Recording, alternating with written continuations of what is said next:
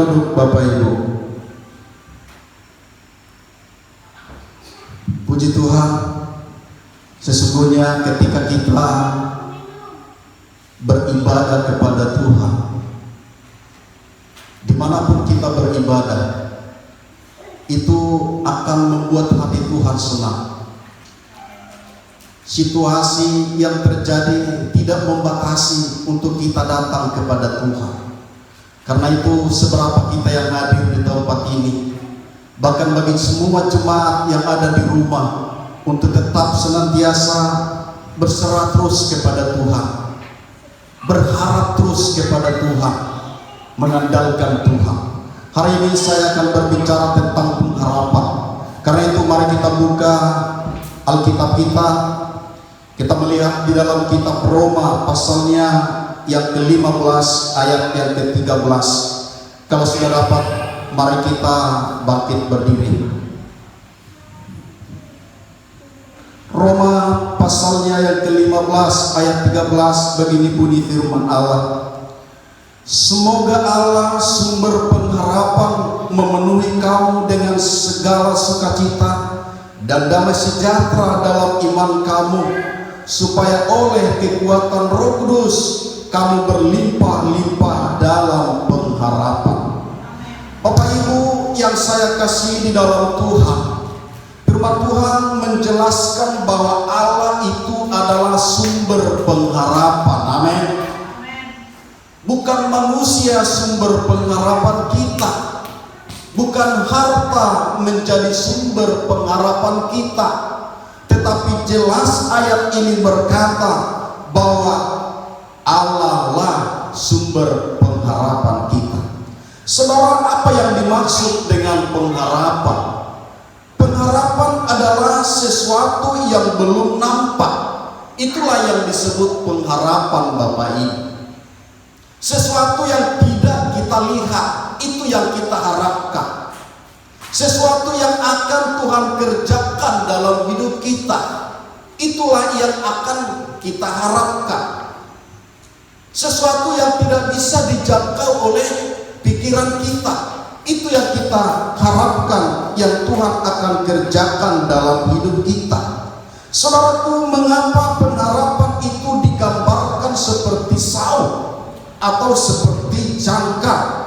Kitab Ibrani mencatat, saudaraku, di dalam pasal yang ke-6 ayat 19, pengharapan itu adalah saung yang kuat dan aman bagi jiwa kita, yang telah dilabuhkan sampai ke belakang tabir. Perhatikan Bapak Ibu, saung atau jangkar dapat menahan kapal. Ketika misalnya kapal itu sedang berlayar mengarungi laut yang luas, tiba-tiba kapal itu rusak.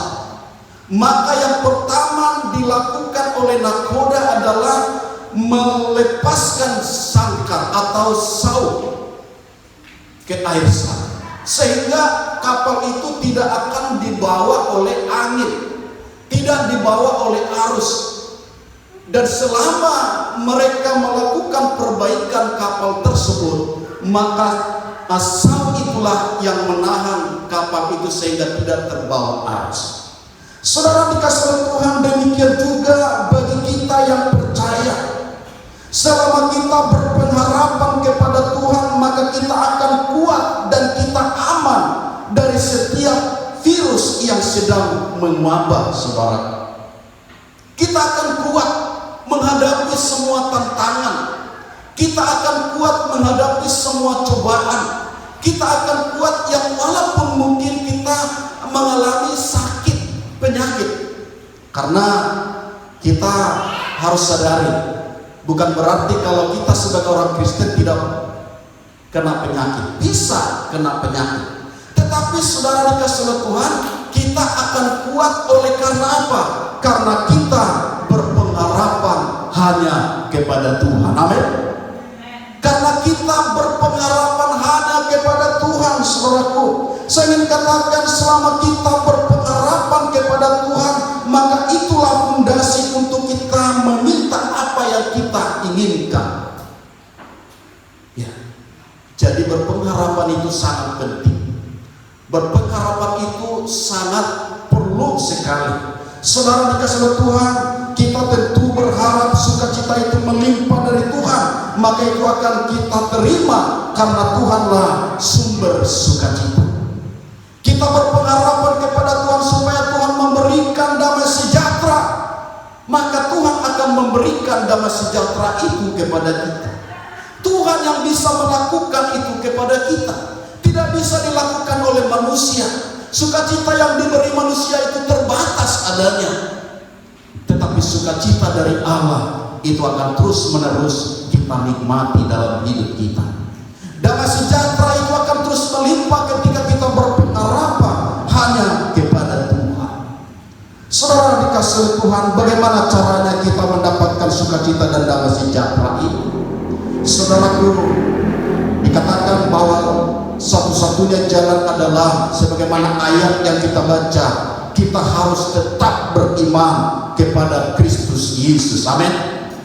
Kita harus tetap beriman, kita harus tetap percaya kepada Tuhan Yesus, karena Yesuslah yang mampu melakukan itu kepada kita. Tanpa saudara beriman kepada Kristus, maka saudara tidak akan dapatkan sukacita itu. Tanpa saudara beriman kepada Tuhan, saudara tidak akan dapatkan damai sejahtera itu. Karena itu saudara dikasih oleh Tuhan bahwa kita perlu beriman. Kita yakin bahwa Tuhan mampu melakukan hal itu kepada kita. Dia berkuasa untuk memberikan itu kepada kita. Apalagi saat ini kita butuh namanya sukacita. Ya. Kita butuh yang namanya damai sejahtera. Ya. Karena itu saudara dikasih oleh Tuhan, teruslah berpengharapan hanya kepada Tuhan. Saya ingin katakan kepada saudara hari ini bahwa kita perlu hati-hati. Iblis berusaha mematahkan pengharapan kita.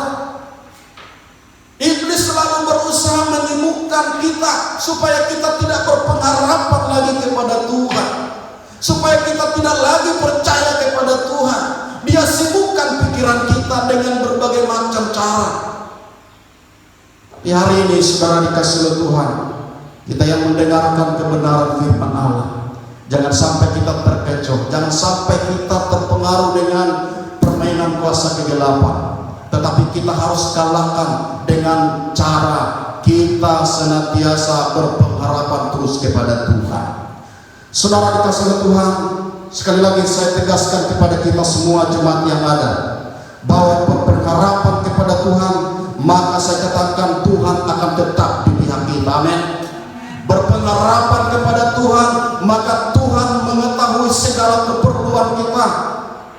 Berpengharapan kepada Tuhan, maka Dia tahu apa yang menjadi kebutuhan kita, apa yang menjadi keperluan kita, apa yang sedang kita gumuli saat ini. Tuhan tahu, asalkan Bapak Ibu kita senantiasa berpengharapan kepada Tuhan.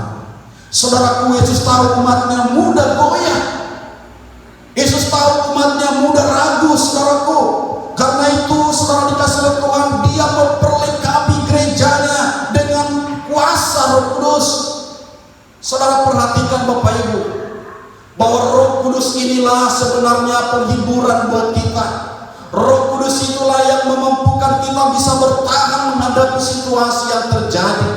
Roh Kudus itulah yang memampukan kita, saudara dikasih oleh Tuhan, sehingga kita bisa menjalani kehidupan ini dengan rasa syukur kepada Tuhan. Dan saya sangat bersyukur dengan Tuhan Yesus. Kalau saudara belajar tentang meterai Bapak Ibu, bahwa yang pertama Tuhan tunjukkan adalah meterai yang pertama. Saya ingin kita melihat meterai yang pertama di dalam kitab Wahyu pasal yang ke-6 ayat yang kedua. Firman Tuhan berkata, dan aku melihat sesungguhnya ada seekor kuda putih, dan orang yang menungganginya memegang sebuah panah, dan kepadanya dikaruniakan sebuah mahkota. Lalu ia maju sebagai pemenang untuk merebut kemenangan. Bapak Ibu, meterai pertama sudah dibuka, dan ini terus saudara dikasih oleh Tuhan berlangsung. Saudaraku, perhatikan bahwa meterai yang pertama ini berbicara tentang Roh Kudus, karena kuda itu lambang daripada kekuatan, sedangkan putih itu lambang daripada Roh Kudus atau kesucian. Saudara dikasih oleh Tuhan, dan di sana ada disinggung tentang panah. Panah ini juga berbicara tentang firman Allah. Saudara dikasih oleh Tuhan, kita bersyukur kepada Tuhan, karena sebelum saudara dikasih oleh Tuhan, meterai kedua yang berbicara tentang masalah, berbicara tentang musibah, bahkan meterai ketiga dan keempat itu berbicara tentang masalah yang begitu besar bagi manusia. Tetapi saudaraku yang kita syukuri, Tuhan terlebih dahulu memberikan satu kekuatan dalam hidup kita. Tuhan tidak membiarkan saudaraku gerejanya dalam keadaan, saudara dikasih Tuhan, dalam keadaan kesulitan menghadapi setiap persoalan yang ada. Tetapi saudara dikasih Tuhan, Dia utus rohnya, Dia utus kuasanya bagi kita, bagi gereja Tuhan, sehingga kita mampu menghadapi setiap tantangan, kita mampu menghadapi setiap persoalan. Perhatikan saudara dikasih Tuhan, dikatakan di dalam kitab Wahyu bahwa saudara dikasih Tuhan, di sana dikatakan lalu ia maju sebagai pemenang untuk merebut kemenangan. Saudara dikasih Tuhan, gereja Tuhan yang tetap ada di dalam kuasa Roh Kudus, yang tetap hidup di dalam kebenaran firman Allah, dia akan menjadi pemenang sampai selama-lamanya. Oleh karena itu saudara dikasih oleh Tuhan, andalkan kuasa Tuhan, andalkan Roh Kudus mengatasi semua tantangan. Jangan andalkan kekuatanmu, jangan andalkan saudara dikasih oleh Tuhan kehebatanmu, itu tidak seberapa. Tetapi Roh Kudus itu mampu untuk menolong kita, sebagaimana Roh Kudus menolong Simson, sebagaimana Roh Kudus menolong saudara dikasih oleh Tuhan Yusuf, begitu juga akan menolong kita gereja Tuhan.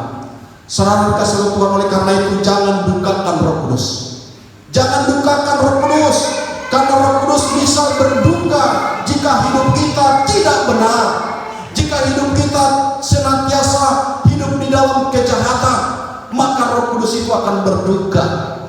Kalau dia sudah berduka, maka dia akan tinggalkan kita, dia tinggalkan gereja Tuhan. Karena itu saudara dikasih oleh Tuhan, ini penolong sejati bagi kita. Saya sekali lagi katakan, saya sangat bersyukur karena meterai pertama itu berbicara tentang Roh Kudus yang menuntun gereja Tuhan melangkah maju. Saudara dikasih oleh Tuhan, hidup di dunia ini adalah perjuangan, penuh dengan tantangan di depan kita. Tetapi jangan takut, ada Roh Kudus yang selalu menyertai kita, ada Roh Kudus yang selalu menolong kita. Saudaraku, mari kita perlu juga mengatasi serangan-serangan iblis. Tentu dengan tekun kita berdoa, berserah kepada Tuhan. Sebagaimana firman Allah berkata dalam Roma 12 ayat 11 sampai 12, janganlah hendaknya kerajinanmu kendor, biarlah rohmu menyala-nyala dan layanilah Tuhan. Bersukacitalah dalam pengharapan, sabarlah dalam kesesakan, dan bertekunlah dalam doa. Amin saudaraku, kita harus bertekun dalam doa. Kita terus sabar Bapak Ibu, walaupun ini masih tetap, virus ini masih kelihatannya masih belum belum berhenti, atau masih sedang ditakutkan oleh manusia. Tetapi saudaraku, kita tidak perlu takut karena kita punya Allah yang tetap menolong kita. Berjaga-jaga itulah yang kita harus lakukan. Dengan bagaimana saudara dikasih oleh Tuhan, dengan kita berdoa, kita beribadah memuji Tuhan. Bukan berarti harus di gereja kita beribadah, di rumah pun kita bisa beribadah, di tempat kerja pun kita bisa beribadah, berdoa. Yang penting kita terus berpengharapan kepada Tuhan, dan saya yakin Tuhan ada beserta dengan kita. Tuhan menolong kita, Tuhan memberkati sidang jemaat GPD Maranatha Sumeru. Mari jangan sampai kita lalai oleh karena situasi yang terjadi. Tetapi biarlah kita sebagai jemaat Tuhan tetap mengandalkan Tuhan di dalam hidup kita. Kiranya renungan singkat ini boleh menjadi berkat baru bagi kita. Ingat, Roh Kudus itulah penolong sejati bagi kita. Dan kita bersyukur Tuhan sudah ngaruniakan rohnya buat saudara dan saya. Pegang terus itu, jaga dirimu, jangan sampai kita mendukakan Roh Kudus, sehingga itu akan menjadi penghiburan, itu menjadi kekuatan yang luar biasa dalam hidup kita. Kita naikkan pujian yang berkata, Roh Kudus Kau hadir di sini. Sama-sama kita naikkan pujian ini. Terima kasih Tuhan atas renungan singkat ini Bapa. Terpujilah nama-Mu, kekal Engkau keselama-lamanya. Saya jemput kita semua bangkit berdiri.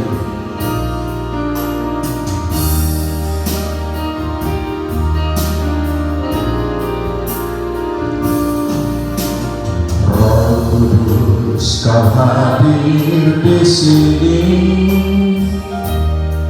Roh Kudus, ku mengasihimu. Kau lembut, Kau manis, Kau lembut, Kau manis. Kaulah penghiburku, penolongku, diutus Bapa. Roh Kudus Kau hadir di sini. Roh Kudus Kau hadir di sini. Kami rindu Roh-Mu Tuhan. Roh Kudus, ku mengasihimu. Kau lembut, Kau manis, Kau lembut, Kau manis. Kaulah penghiburku, penolongku, diutus Bapa. Ku buka hati untukmu Tuhan, untuk Roh-Mu Tuhan. Ku buka hati, ku buka hati menyembah-Mu Yesus. Jamalah kami Bapa, jamalah kami, penuhi kami dengan kuasa Allah Maha. Bapak Ibu sidang jemaat Tuhan yang kami kasihi, baik yang hadir juga yang tidak sempat hadir, andalkan Roh Kudus. Bersahabatlah dengan Roh Kudus. Dia peduli akan hidup kita. Dia menguatkan, Dia menghibur kita. Bahkan doa-doa yang tidak tersampaikan kepada Sang Bapa, Dia sampaikan, Dia mampu untuk menyampaikannya. Terima kasih Bapa. Roh Kudus, kami butuh Engkau.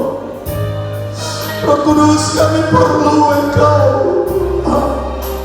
Kami tidak dapat melangkah dengan benar tanpa Roh. Ada banyak tantangan di dalam dunia ini. Ada banyak persoalan di dunia ini Tuhan. Tapi Engkau berjanji Engkau akan menyertai kami sampai akhir zaman Tuhan. Kami butuh Roh-Mu. Berkatilah Tuhan sidang jemaat-Mu. Berkatilah Tuhan seluruh hidup mereka.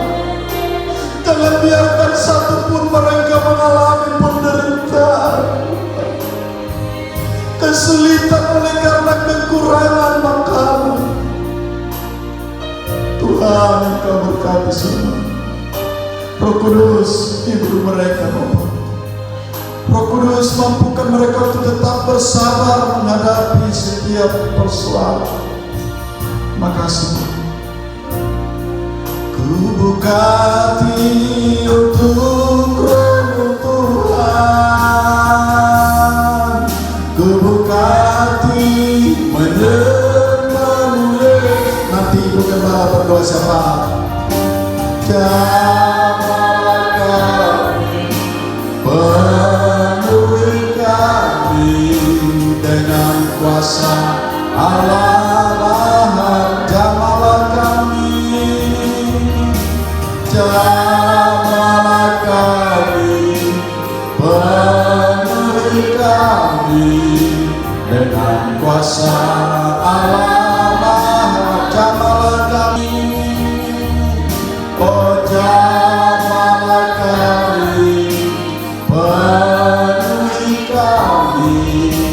dengan kuasa Allah Maha Jalla kami